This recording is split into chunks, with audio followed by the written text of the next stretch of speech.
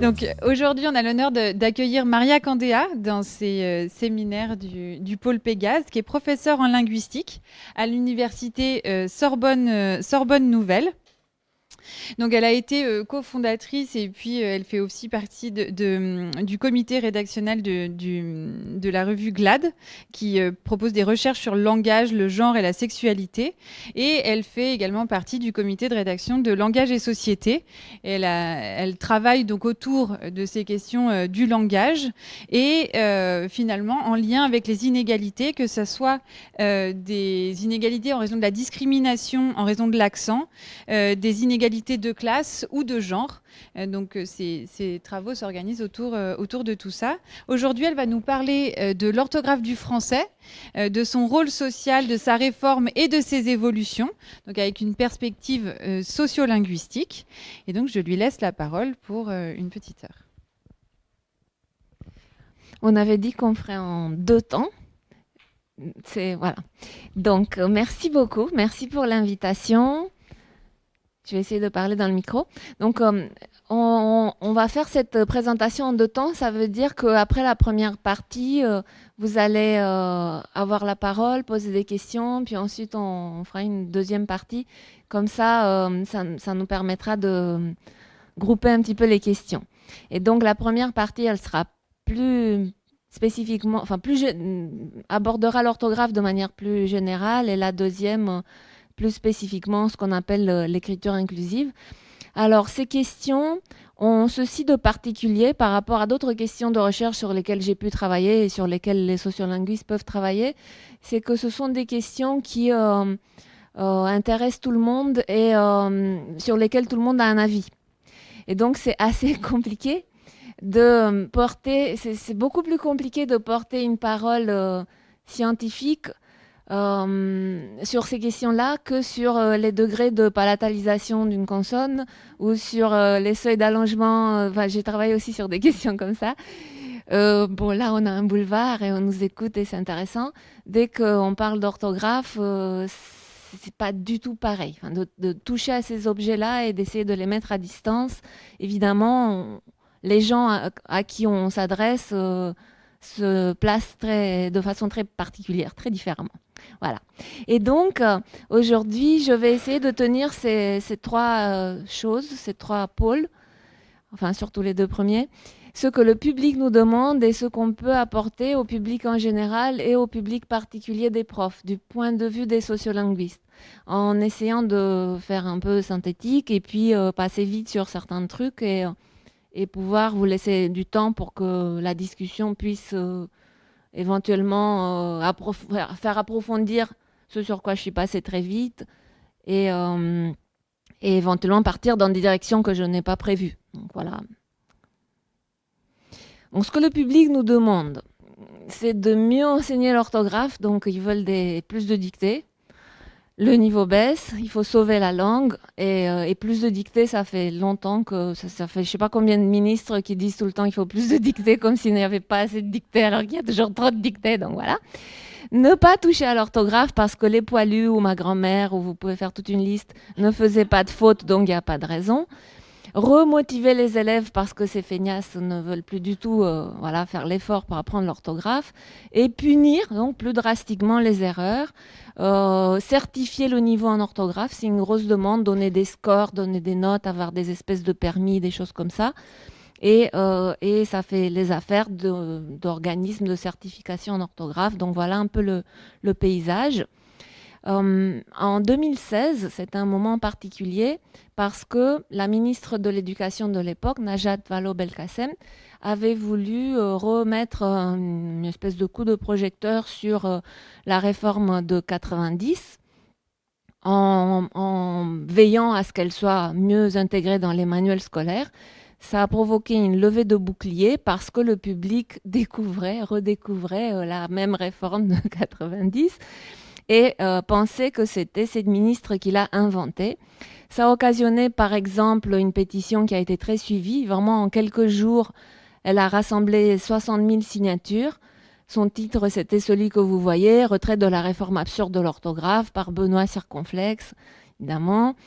Et parce que c'était sur les accents circonflexes sur I et U, et ça avait créé un vent de panique. Et le texte de la pétition est exactement celui que vous voyez à l'écran. Donc c'est très simple. Et ce qui est assez remarquable pour nous, c'est qu'elle a eu non seulement 60 000 signatures, ça peut arriver, il y a des pétitions qui gonflent comme ça très vite, mais presque 20 000 commentaires. Ça, c'est extraordinaire. C'est-à-dire que les gens signaient et mettaient la raison pour laquelle elles signaient, ce qu'on ne fait pas beaucoup quand on signe une pétition. Donc là, vraiment, le taux... les 30% qui ont mis un commentaire, c'était énorme.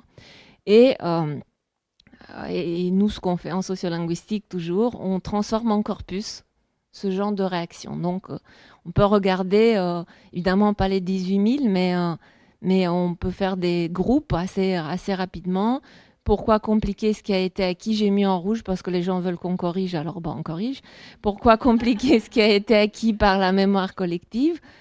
La manière d'écrire notre langue n'a pas à être simplifiée pour répondre à la fainéantise des jeunes habitués à écrire comme ils parlent. Moi, je corrige. Hein. C'est une honte. Pour sauver notre belle langue française, cette langue n'a pas besoin d'être changée. Elle est très bien comme elle est. Défendons notre patrimoine culturel. Après, parce que je ne suis pas d'accord avec cette dégénérescence de notre société, tant au point de vue littéraire que dans les autres secteurs, nous avons une culture bimillénaire. Ça revient souvent. Les gens pensent que notre orthographe a 2000 ans. Le jour où Jésus-Christ est né, il y a eu aussi l'orthographe du français. Et donc voilà, je pense que bimillénaire, ça vient de là. Et donc on a notre mot à dire face aux incultes et aux barbares. Et là, c'est un peu plus long, mais voilà, massacré. J'ai mis massacré, infesté, c'est des choses qu'on voit souvent, pays d'illettrés. Et puis, des accusations racistes, pour le coup, en direction de Najat Vallaud-Belkacem, très particulièrement, parce que on savait qu'elle était d'origine marocaine. Donc, elle a eu droit à un peu plus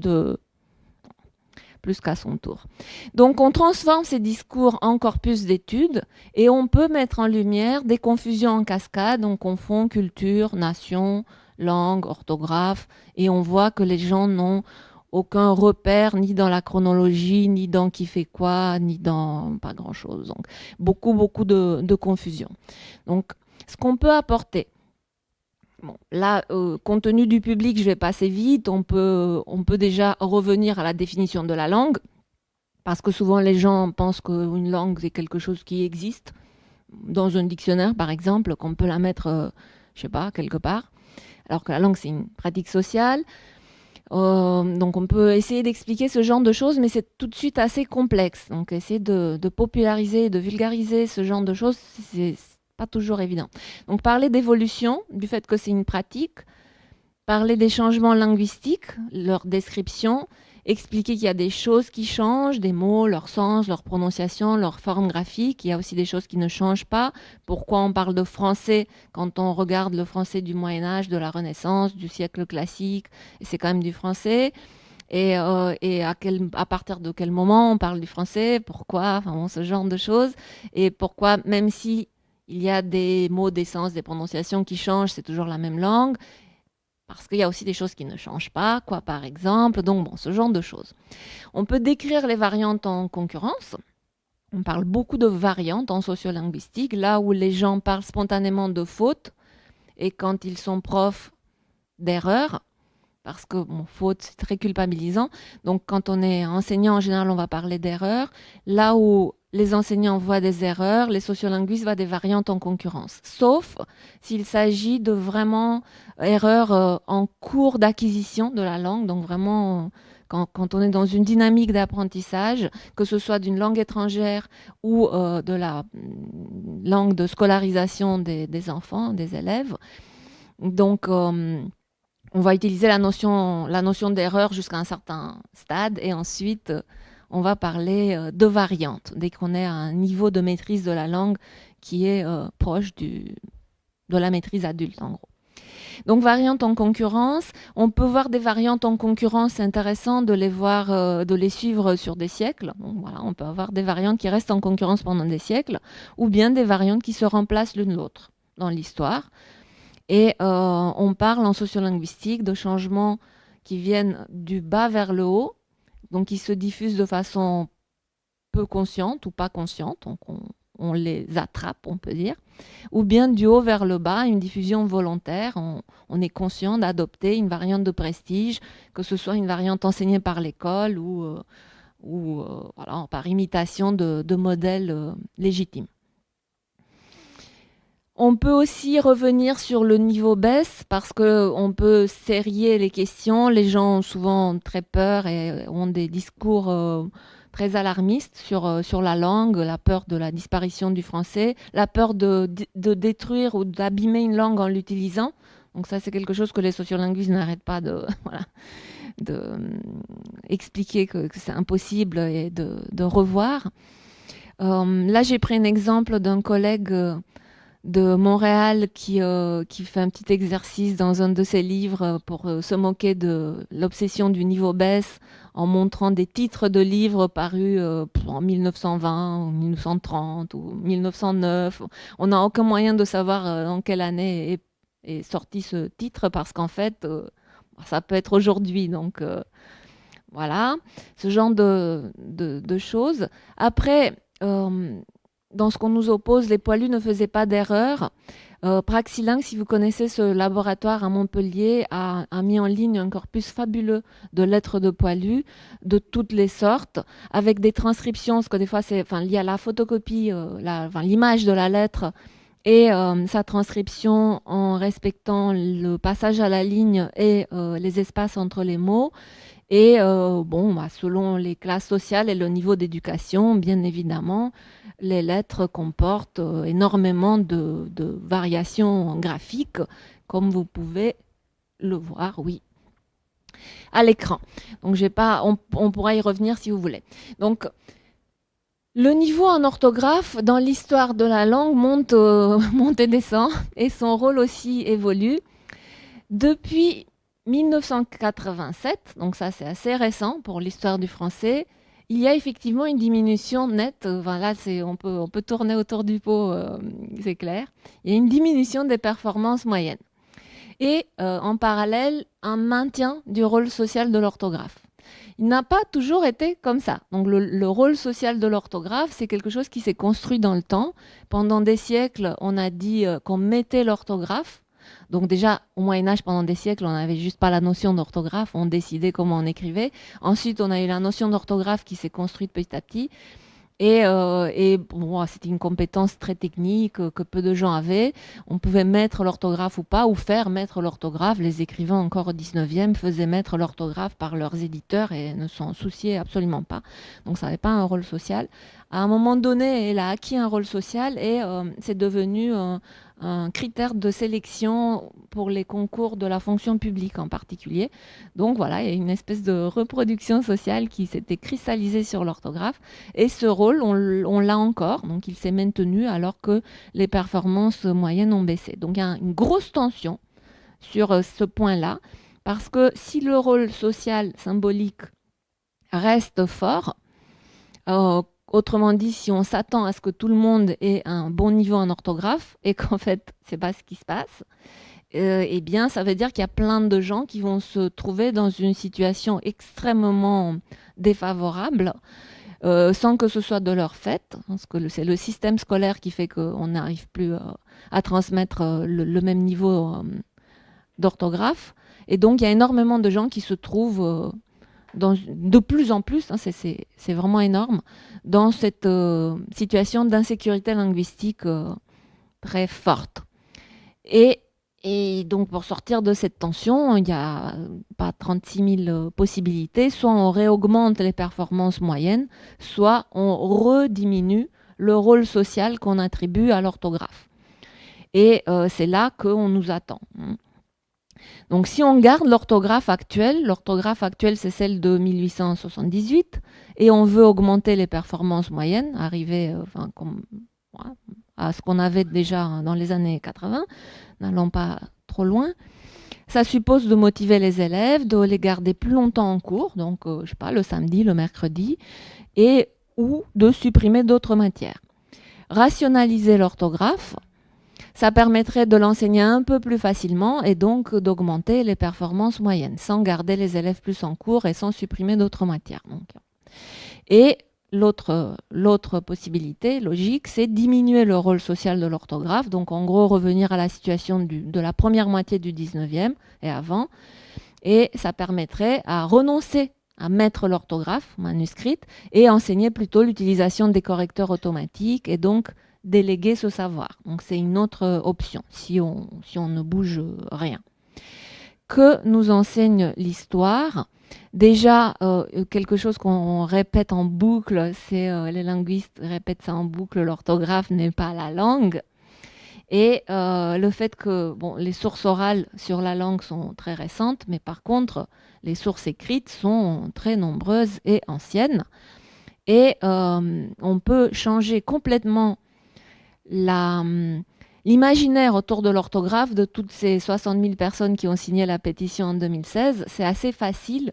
Au bout d'un quart d'heure, on les a convaincus, en fait. Si on leur montre des textes en français, c'est vraiment très rapide.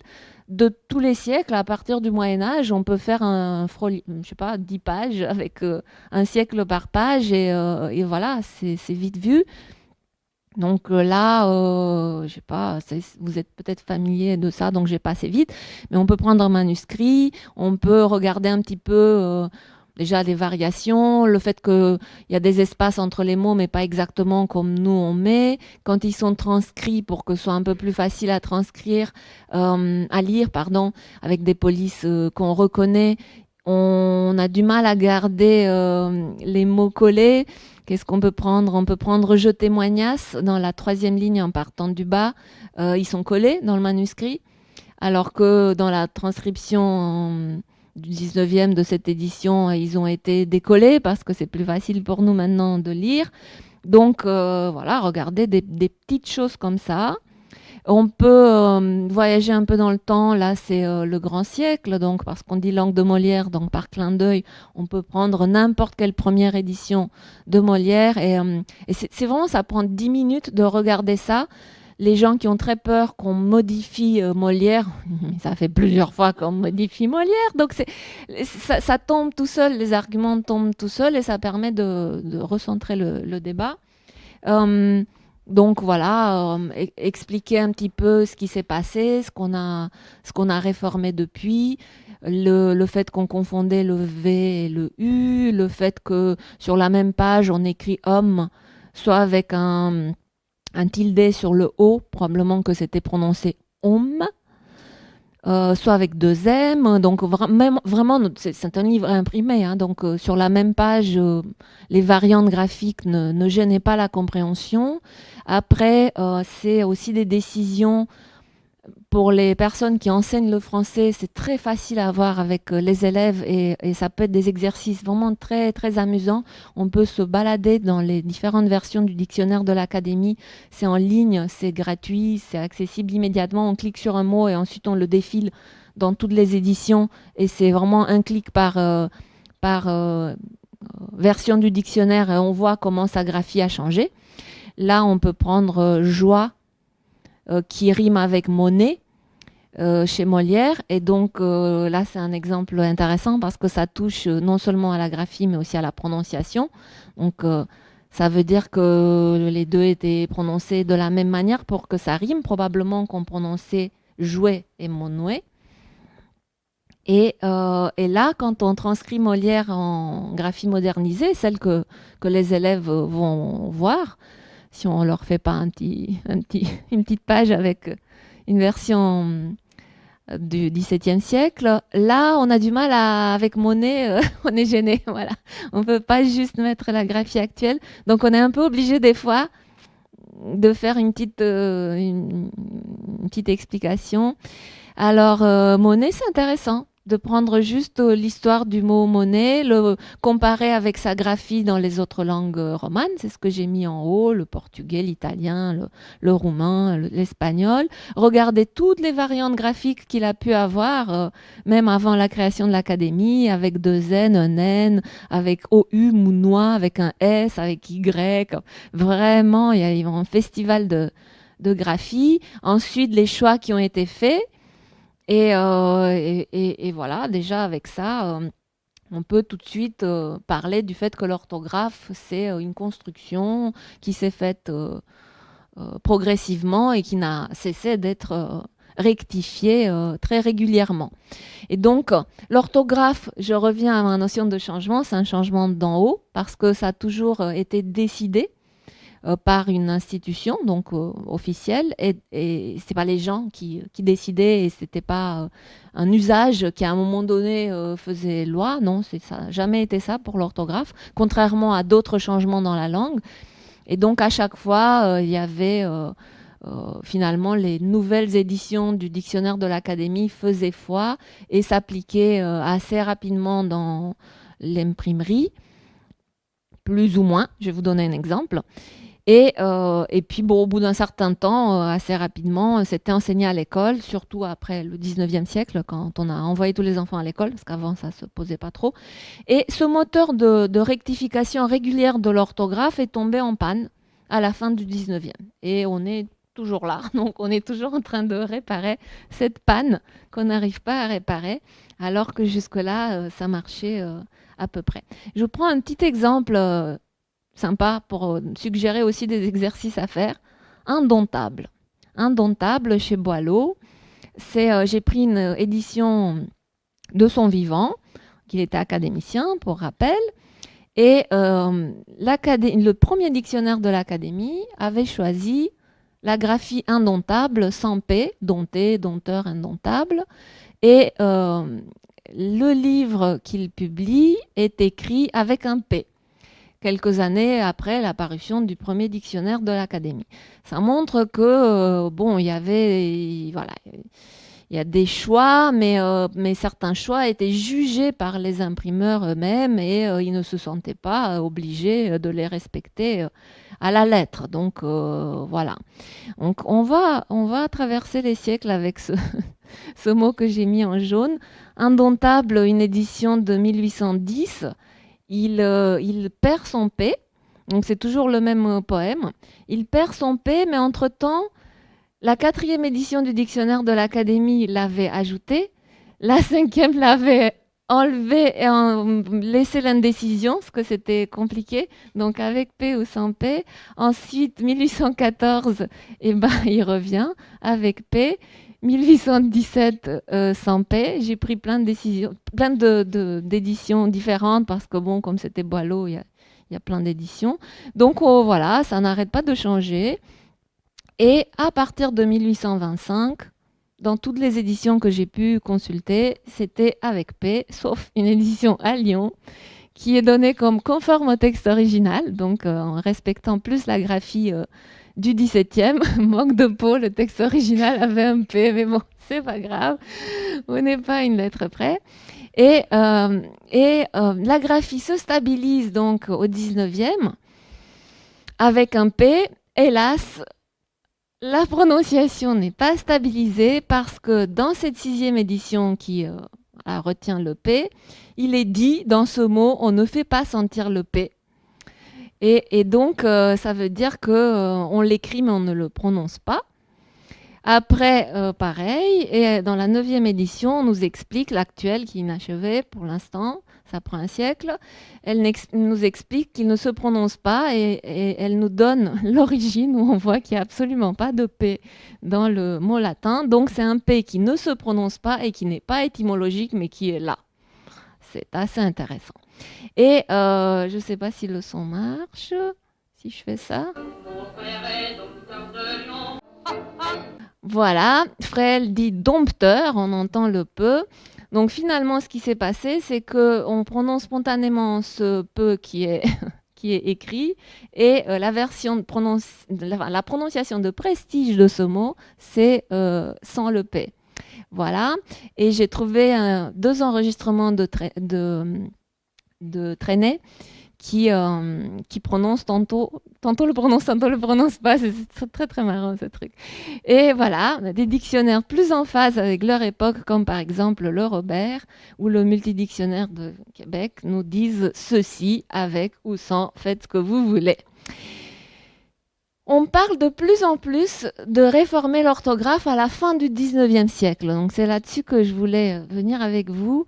Et il y a toujours eu un clivage politique, c'est-à-dire que les personnalités politiques engagées pour le progrès social étaient pour très fortement une nouvelle réforme de l'orthographe. Donc continuer.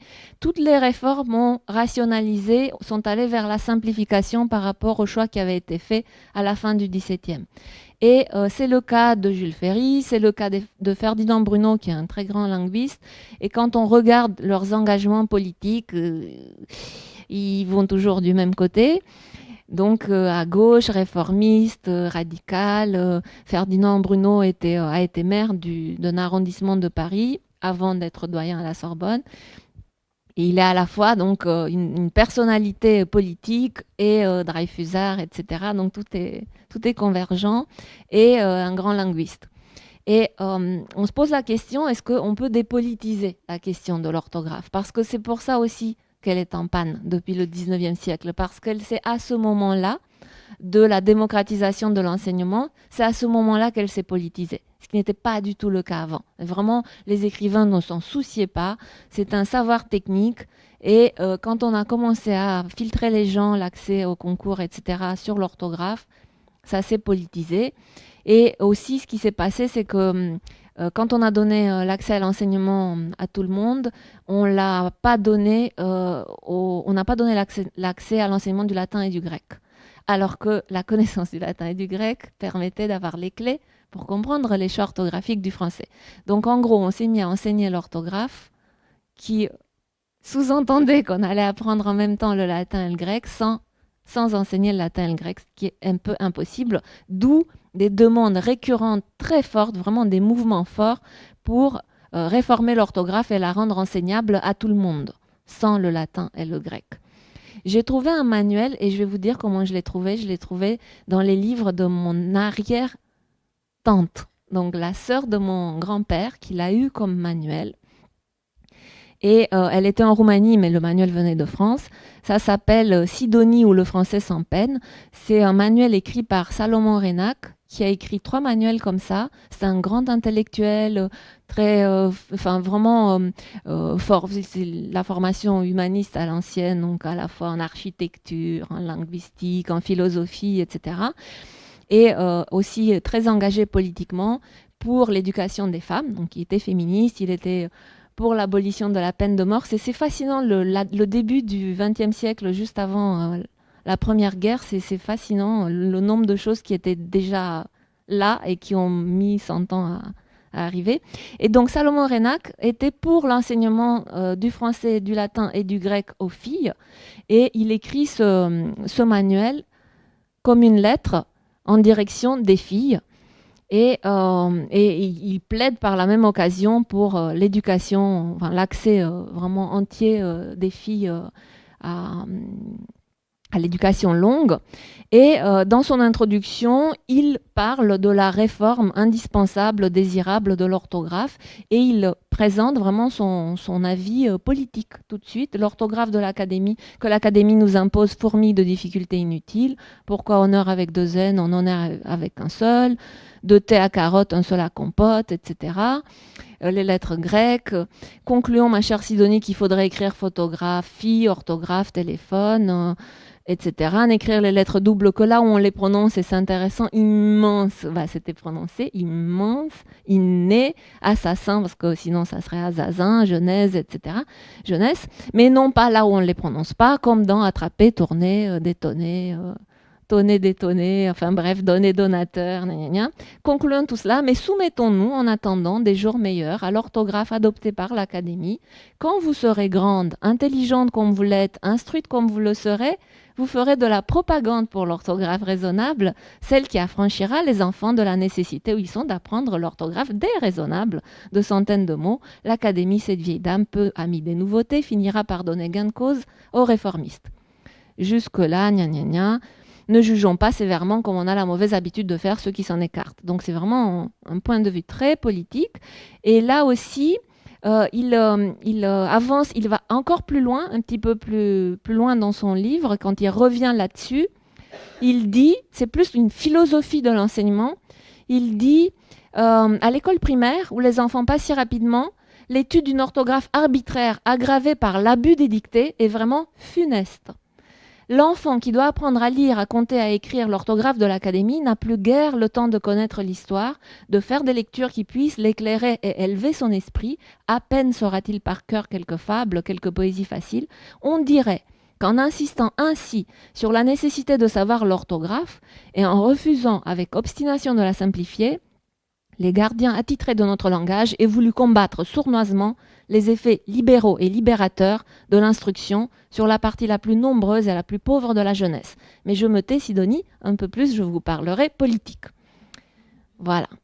Alors, à l'époque, un petit peu avant, un petit peu après, bon, beaucoup au tout début du XXe siècle, mais ça a commencé au XIXe, il y a eu plein de tentatives, y compris des livres imprimés, qui ont essayé de forcer qu'est-ce que ça serait une nouvelle réforme de l'orthographe. Et c'était les lettres grecques, ça revenait souvent, donc enlever, comme les autres langues romanes, toutes, donc enlever les PH, TH, RH et Y, et les remplacer par l'alphabet, enfin les graphèmes latins classiques correspondants, donc F, T, R et I. Et c'est ce que vous voyez ici. Et c'est toute la grammaire qui est écrite comme ça.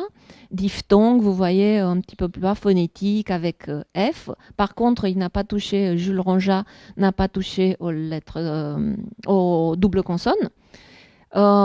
Avec Laëlia Véron, on a essayé de tester les deux parce que c'est ce qu'une association qui s'appelle l'EROFA, qui a beaucoup travaillé sur la prochaine réforme qu'on pourrait avoir, qui ont un site fabuleux, enfin tout est là, tout le travail est fait. Eux, ils proposent de toucher les deux, les consonnes doubles et les lettres grecques. Et ça donnerait, dans le livre que j'ai publié avec Laëlia Véron, Le français est à nous, on a publié 10 pages comme ça pour que les gens puissent se faire leur propre avis. Parce que sinon, ça reste très... si c'est juste un mot, ou si on fait une accumulation de mots qui serait rectifié, on ne sait pas ce que ça fait quand on lit un texte suivi. Donc là, il y a vraiment 10 pages écrites comme ça et vous pouvez voir ce que ça vous fait. Voilà, faire un avis. Les PH, TH, RH sautent et puis toutes les consonnes doubles aussi, donc appliquées, affichées, des accords. Voilà. Donc ça donnerait une orthographe actualisée. Ça ne serait pas une rectification, ça serait une vraie réforme. Et la contrainte, c'est qu'il ne faut pas qu'elle dégrade notre vitesse de lecture et qu'elle nous empêche à accéder à des textes écrits dans l'orthographe d'avant. Donc c'est ça qu'il faudrait un peu...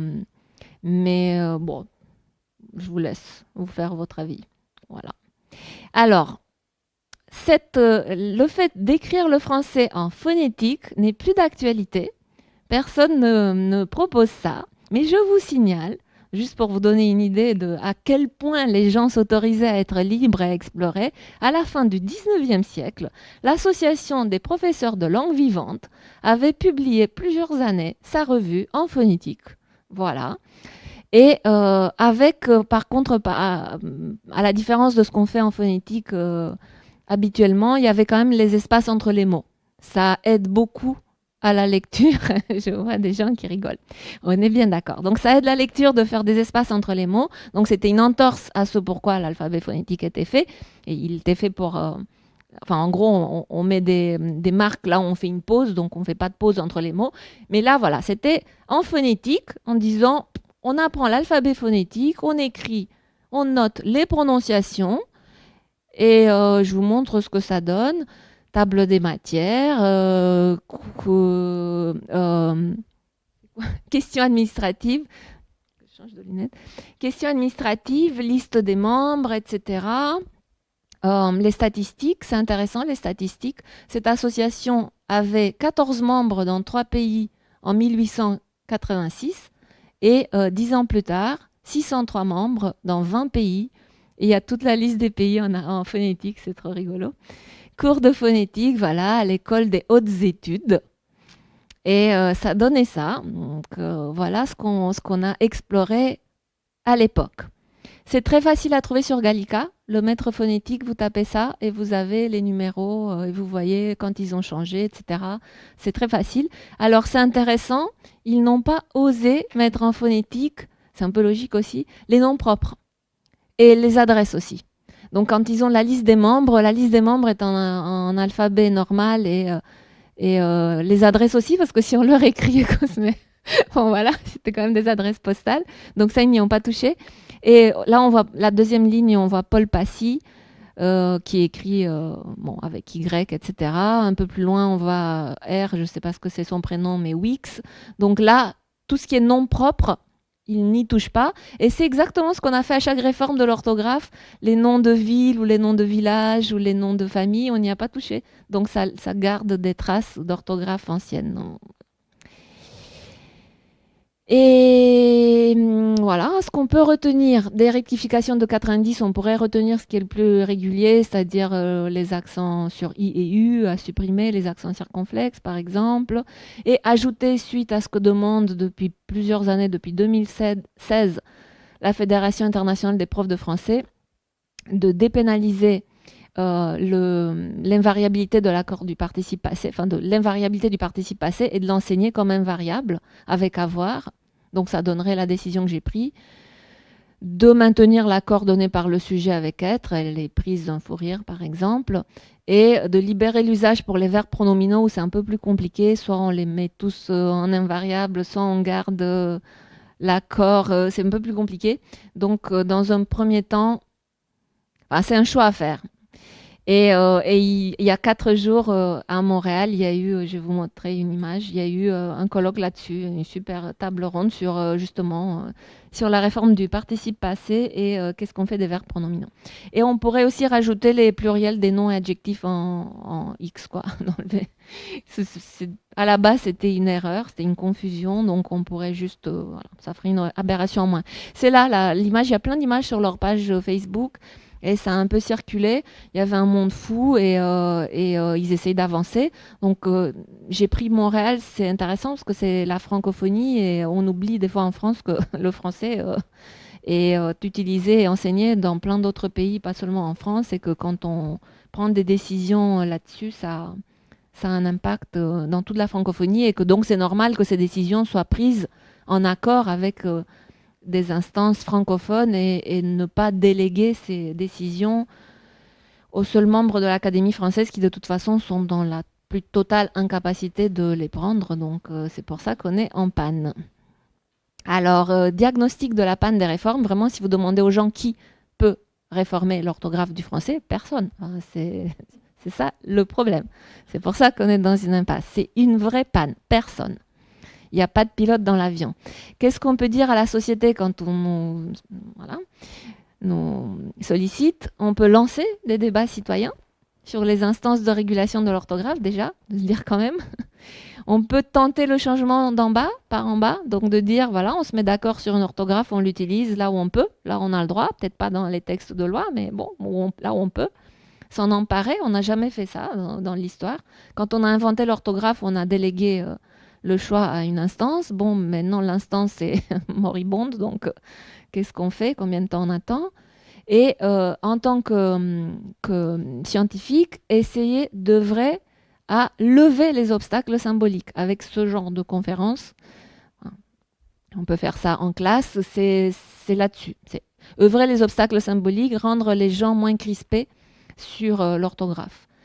Et à l'école, on peut diffuser des outils pédagogiques, des idées d'activités. C'est vraiment, en fait, si on veut travailler là-dessus, c'est très facile. C'est captivant. On peut prendre plein d'exemples. Événement, qui a été retouché en 90 avec le deuxième accent, on l'a remis dans le bon sens. Comme ce qu'on a fait pour avènement, il a été oublié. On a rectifié avènement, on a oublié événement. Donc voilà, tout simplement. Au moment où on a retouché tous les accents et on les a régularisés, collège sincère, on le voyait dans l'extrait de Molière, c'était avec un accent aigu aussi.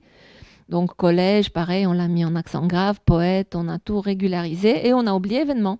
Donc voilà, c'est faire des petites mini-enquêtes comme ça pour retracer un mot, l'histoire de mots. Enfin, c'est vraiment une mini-enquête à chaque fois pour œuvrer à un changement de philosophie qui pourrait être impulsé par les sociolinguistes, mais qui est de toute façon...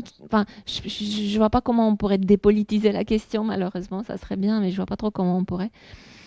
Et ce qu'on peut faire à l'école, par contre, c'est susciter des pourquoi sur l'orthographe et éduquer à la critique raisonnée de l'orthographe, ce qu'on ne fait pas parce qu'on n'a pas le temps et parce que bien souvent, les profs eux-mêmes ne sont pas formés à l'histoire de l'orthographe. Et donc, quand on enseigne l'orthographe, et parfois la grammaire aussi, c'est un domaine, et c'est pour ça que c'était critiqué par justement Renac ou Bruno ou tout ça, ça échappe à toute critique, ça échappe au raisonnement critique. Donc quand les enfants demandent pourquoi, on dit parce que c'est comme ça. Alors que par ailleurs, pour plein d'autres savoirs, on les incite à demander pourquoi et à essayer de comprendre et pas juste d'apprendre comme si ça tombait du ciel. Et il y a plein de linguistes du début du siècle qui parlaient de religion de l'école. Ils comparaient l'orthographe à la religion. Parce qu'en religion aussi, on leur dit, bon, bah, c'est comme ça, on ne peut pas prouver les choses. Alors que non, l'orthographe, c'est pas une religion et on devrait pouvoir prouver les choses, y compris à 7 ou 8 ans. Pour certaines choses, on peut avoir un avis et au moins savoir que ça peut changer, ça pourrait changer. Et peut-être quand on sera grand, ça changera, ce genre de choses. Il y a un site canadien aussi, québécois, qui est super, qui est juste parfait. Celui-ci, sur les changements, démystifier les changements de l'orthographe. C'est des brefs podcasts, je pense qu'il y a une petite dizaine. C'est entre 6 et 10 minutes, c'est assez court, avec un dossier pédagogique derrière, avec des suggestions d'activités. C'est très bien fait, c'est en direction des profs. Ce qu'on n'apportera pas, les sociolinguistes, des réponses toutes faites. On n'apportera pas ça. Très bien. Eh bien, le deuxième, je vais aller plus vite sur celui-ci. Pour l'écriture inclusive, bon, c'est lié à l'orthographe, hein, mais pas... bon, c'est quand même différent, mais c'est un peu lié. Ce que le public nous demande, ce qu'on peut apporter au public général et au public particulier des profs. Et maintenant, ce qu'on n'apportera pas, vous savez. Donc, ce qu'on nous demande, de partir en croisade contre toute forme d'écriture inclusive. Ou bien de partir en croisade seulement contre le point médian, ou trait d'union, ou point bas, ou voilà, les abréviations. Ou bien, l'inverse, d'adopter l'écriture inclusive, de la défendre scientifiquement et de lui donner des règles. Le nombre de fois qu'on m'a demandé de faire des conférences ou des ateliers pour enseigner aux gens comment écrire en écriture inclusive. C'est vraiment pas mon job, mais vraiment pas. J'ai dit non à tout. Donc voilà, on demande ça parce qu'on ne sait pas ce que font les linguistes aussi. Hein. Alors, ce qu'on apporte, on peut définir la chose en l'observant. Donc, une pratique consistant à expliciter le genre féminin des mots qui ont des référents humains, féminins. On s'est beaucoup moqué du fauteuil et de la chaise, mais personne n'a jamais parlé de fauteuil et de chaise pour l'écriture dite inclusive.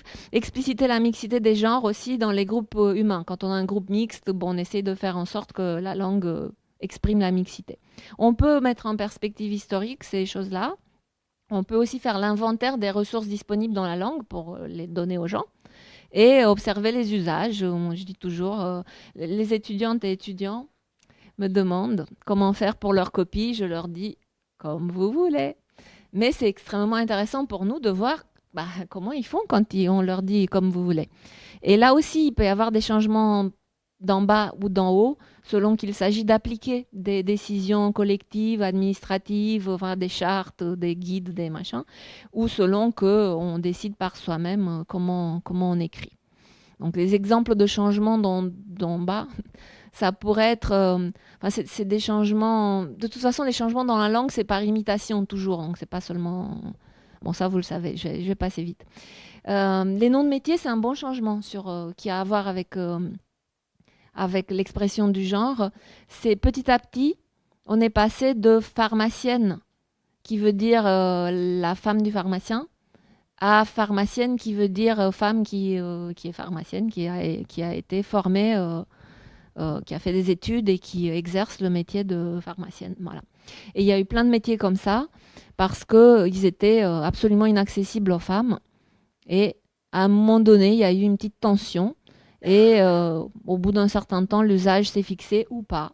Et pour les noms de métiers, ça s'est fait métier par métier.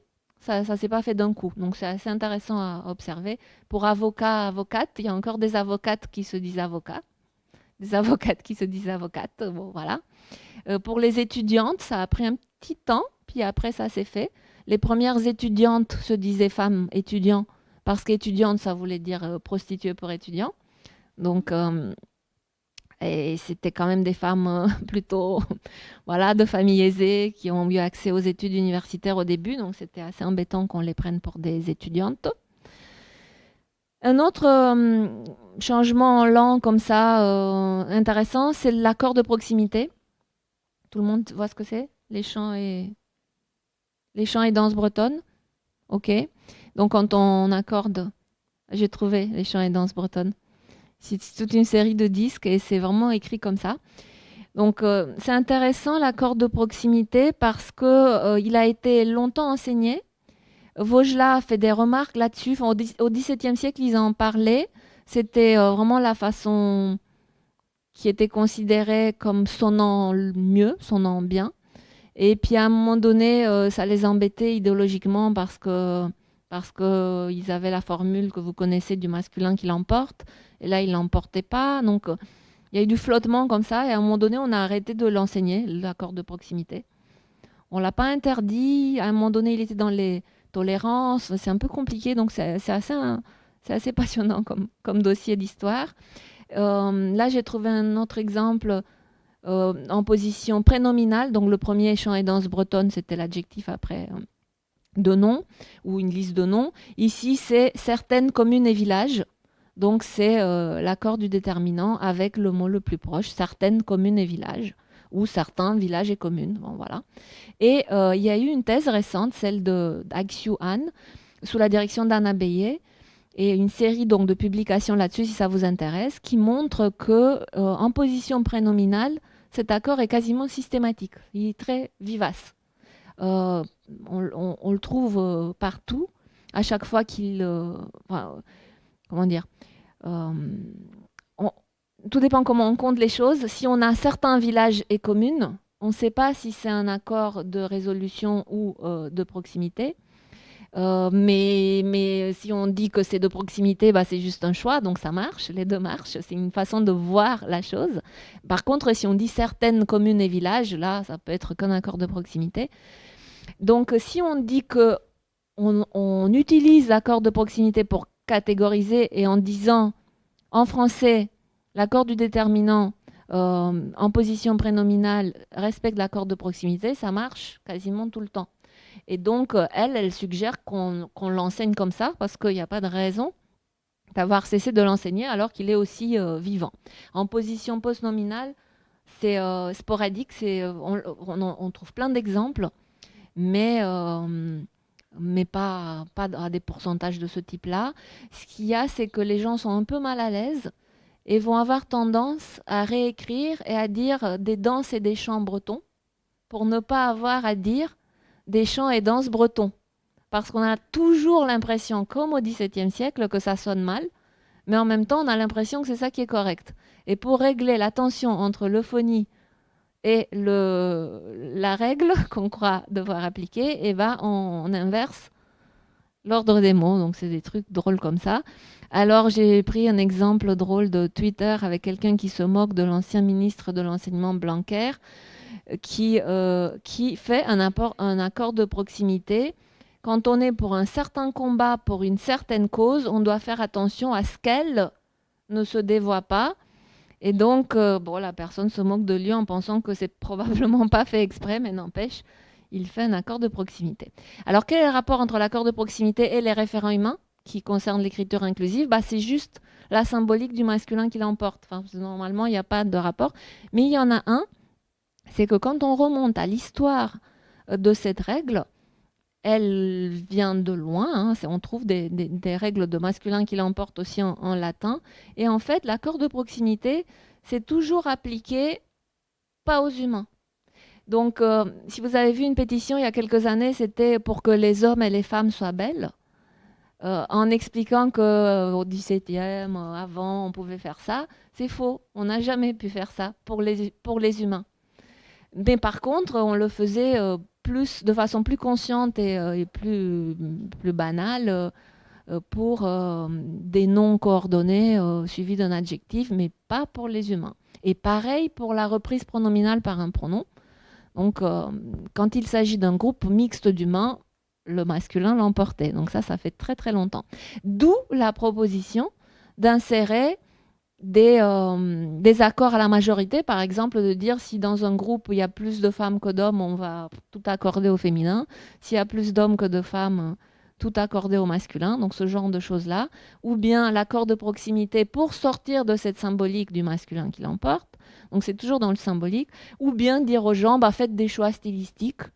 Si vous voulez dire les violeurs comme générique, ça peut être un choix stylistique. Et même s'il y a des violeuses, vous pouvez faire le choix de ne pas dire les violeurs et les violeuses. Voilà, on peut dire des trucs comme ça. C'est enseigner l'accord à la majorité, à la proximité, au choix stylistique selon l'effet de sens qu'on veut. Et pareil pour les métiers ou pour les groupes. Voilà. Si on considère que les habitants, on va imaginer que c'est un groupe mixte et qu'on n'a pas besoin de spécifier. On peut faire un choix stylistique de dire les habitants. Si on considère que c'est important d'attirer l'attention sur le fait que c'est un groupe mixte et qu'il y a des femmes et des hommes et que ça a une importance, on aura intérêt à stylistiquement dire les habitants et les habitantes parce que ça s'enchaînera avec des trucs. Voilà. Donc là, c'est pas mon domaine du tout. C'est la psycholinguistique qui travaille sur le calcul du référent. Il y a plein d'études, depuis qu'il y a eu ces débats sur l'écriture inclusive, il y a plein d'études là-dessus, sur comment les gens réagissent quand on leur donne des génériques, des emplois génériques au masculin. Qui verriez-vous comme candidat? Ou qui verriez-vous comme candidat ou candidate? Dessinez-moi un avocat, ou bien dessinez-moi un avocat ou une avocate, ou une personne. Donc voir des choses comme ça et voir comment les gens dessinent ou les enfants. Ou on a fait ça avec tous les publics possibles.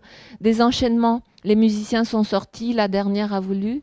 Ou bien les musiciens sont sortis, le dernier a voulu. Pour voir si les gens font facilement, oui, dans les musiciens, il peut y avoir des femmes. Donc la dernière, ça se trouve, c'était une femme.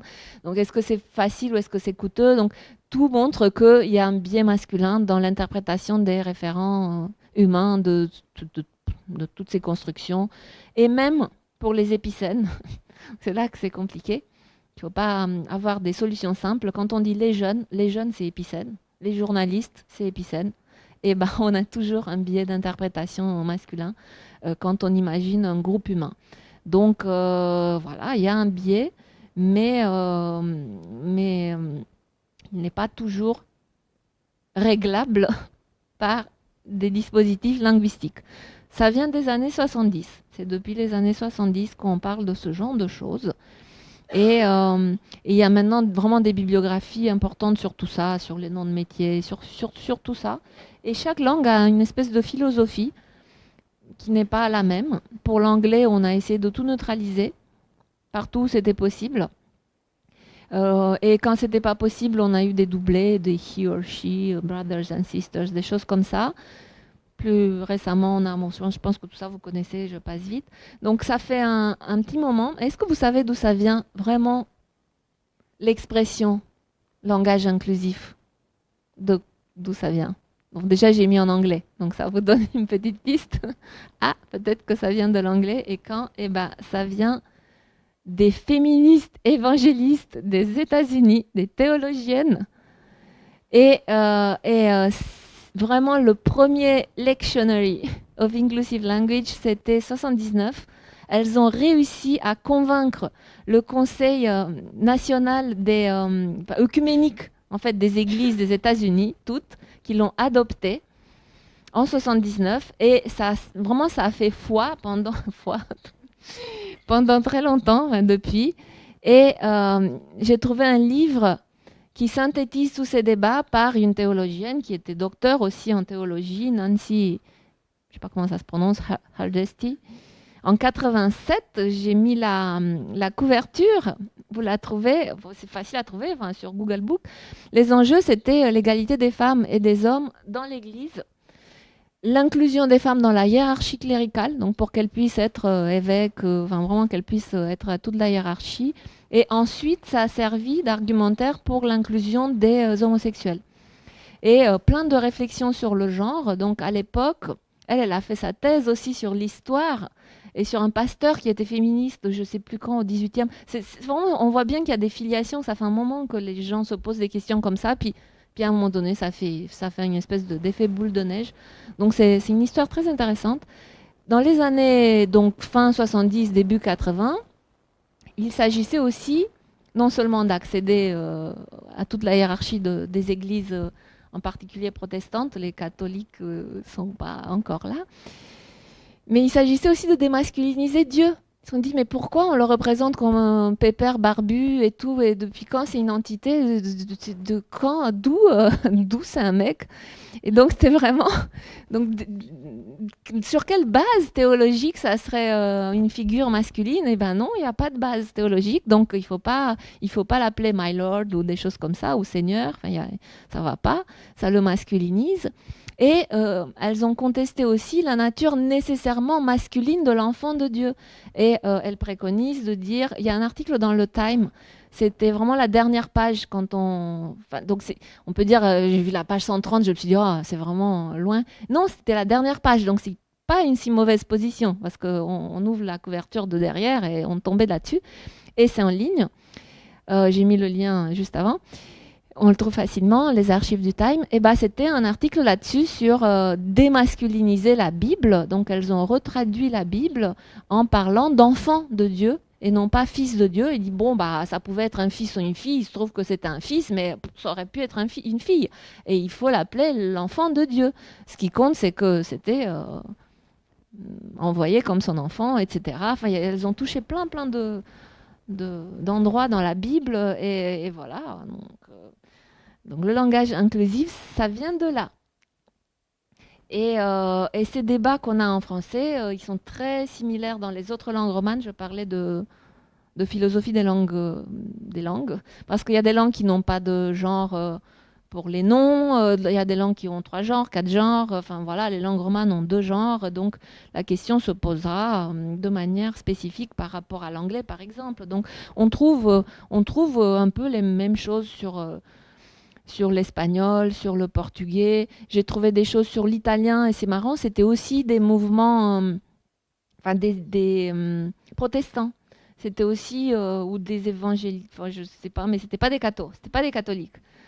C'est pas parti des catholiques, et petit à petit, c'est arrivé aussi chez les catholiques, parce qu'à partir du moment où c'est devenu un peu bizarre de dire cher frère, quand on parle quand on s'adresse aux personnes présentes à une messe, à un moment donné, c'est devenu un peu bizarre de dire mes frères.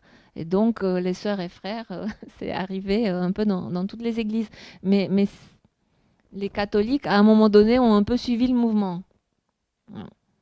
Et puis, sinon, il y a une prolifération de guides, ça vous connaissez, des recommandations qui changent un peu comme des modes. Ce que nous, on peut apporter à ça, c'est, d'accord, on trouve des centaines de guides. Daniel Elmiger, si vous connaissez, il travaille là-dessus depuis des années. Il les répertorie tous. Il a une base de données des guides d'écriture non sexiste ou égalitaire. Il y a plein de noms pour dire ça. Et puis maintenant, inclusive. Il y en a par centaines. Et à chaque fois, on vous recommande des trucs, mais sans donner les philosophies en concurrence, ni les possibilités théoriques. Donc c'est ça qu'on peut apporter, nous, de dire, qu'est-ce qu'on peut, comment on peut jouer avec la rédaction pour diminuer le biais de genre. Dans les textes où on a l'impression que c'est important, on a l'impression qu'il peut y avoir un biais de genre qui qui a un impact sur l'interprétation. Donc on peut faire plein de choses en fait sans mettre des points dans les mots et juste dans la façon d'écrire. Par exemple, ceux qui ont des dettes pour passer d'un semestre à l'autre doivent faire ceci. On peut dire celles et ceux qui ont des dettes, mais on peut aussi rédiger tout simplement si vous avez des dettes à la fin de votre semestre. Bon, voilà, plein de choses comme ça. Rédaction. Ensuite, la langue donne aussi comme ressource le féminin générique. Remplacer pour des raisons pédagogiques, c'est fort, enfin, c'est très saillant. Remplacer ce qu'on a appelé le masculin générique par du féminin générique, c'est-à-dire qu'à chaque fois, en gros, c'est le féminin qui l'emporte. Donc à chaque fois qu'il y a la moindre femme dans le paysage, donc dès qu'il y a une femme, quand on parle de groupe humain, ça passe tout de suite au féminin. On peut faire ça. Et ne serait-ce que pour expérimenter pendant un petit siècle pour voir ce que ça fait. On peut aussi débinariser l'écriture complètement, donc tout ce que proposent souvent les mouvements non binaires avec des créations, vraiment, des néopronoms en particulier, parce que c'est souvent les pronoms qui font que. Donc ce genre avec des mots pour remplacer frères et sœurs, adelphes, des choses comme ça. Donc chercher du côté de la création. Et on peut aussi, et ça serait moins coûteux, ça serait clairement moins coûteux, ça me coûte de le dire, mais ça serait clairement moins coûteux, d'utiliser un masculin complètement dégenré et queer, et en fait d'enlever complètement le genre pour les personnes en français. Donc de transformer le français en une langue sans genre pour les humains. Pas pour les fauteuils et les chaises, parce qu'on s'en sortirait pas, mais pour les humains. En gros, là on pourrait pas. Mais pour les humains, en vrai, il faut tester, il faut faire toute une journée là-dessus, enfin toute une journée en se donnant ces contraintes, en groupe pour pouvoir se corriger parce qu'on l'oublie. Et c'est très marrant. Enfin, en gros, en tant que femme, je devrais dire je suis content de vous voir, etc. Enfin, vraiment, donc très vite, le masculin ne serait plus masculin. Ça, on n'accorderait plus on ne genrerait plus les gens. Et donc, dans ce cas-là, on n'aurait plus des femmes et des hommes, on aurait des femelles et des mâles, mais quand on a besoin de le préciser, comme dans plein de langues, mais bon, si c'est juste pour dire je suis content, en anglais, ils disent I'm happy, et ça va très bien, ils n'ont pas besoin d'accorder, et ça marche très bien. Donc, il y aurait plein de contextes où ça marcherait très bien. Et voilà, tout ça, il faut le montrer, parce qu'en tant que linguiste ou sociolinguiste, on peut faire, c'est un petit peu ce genre de choses. Quand on nous sollicite, c'est plutôt de dire, voilà, il y a des solutions qui sont très portées politiquement. Le féminin générique commence à être porté par des mouvements féministes, comment dire oui, un peu, bref, bizarre, conservateur et parfois un peu inquiétant.